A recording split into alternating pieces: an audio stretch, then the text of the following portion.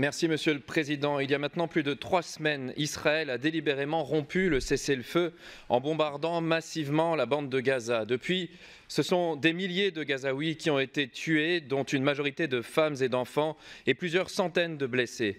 Plus de 50 000 civils, dont 20 000 enfants, ont été tués par Israël dans la guerre génocidaire qu'il mène à Gaza depuis maintenant 18 mois. Ces massacres, en plus des semaines d'embargo sur l'aide humanitaire et les demandes faites aux Gazaouis de quitter l'enclave, attestent la poursuite du nettoyage ethnique de Gaza lancé par Benyamin Netanyahou avec le soutien des États-Unis. En rompant le cessez-le-feu, le gouvernement israélien d'extrême droite montre le peu de cas qu'il fait des otages encore aux mains du Hamas, dont les familles dénoncent cette rupture du cessez-le-feu.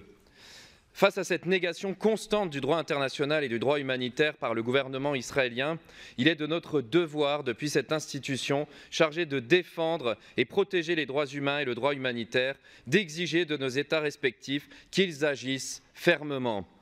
En particulier mon pays, la France, également membre permanent du Conseil de sécurité de l'ONU, se doit d'agir urgemment, notamment en soutenant des sanctions et un embargo sur les armes fournies à Israël et en affirmant qu'elle appliquera les décisions de la justice internationale contre les dirigeants faisant l'objet d'un mandat d'arrêt de la Cour pénale internationale, dont Benyamin Netanyahou.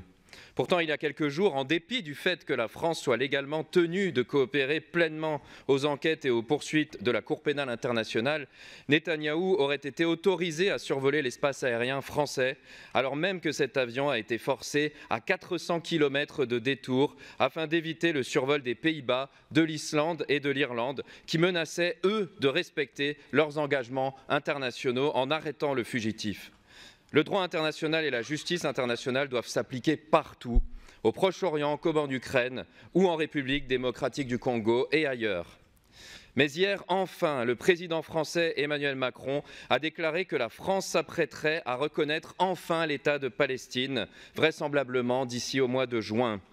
Et ce matin, la présidente de l'Assemblée nationale française, Yaël Braun-Pivet, a fini par retirer son soutien inconditionnel à l'État d'Israël.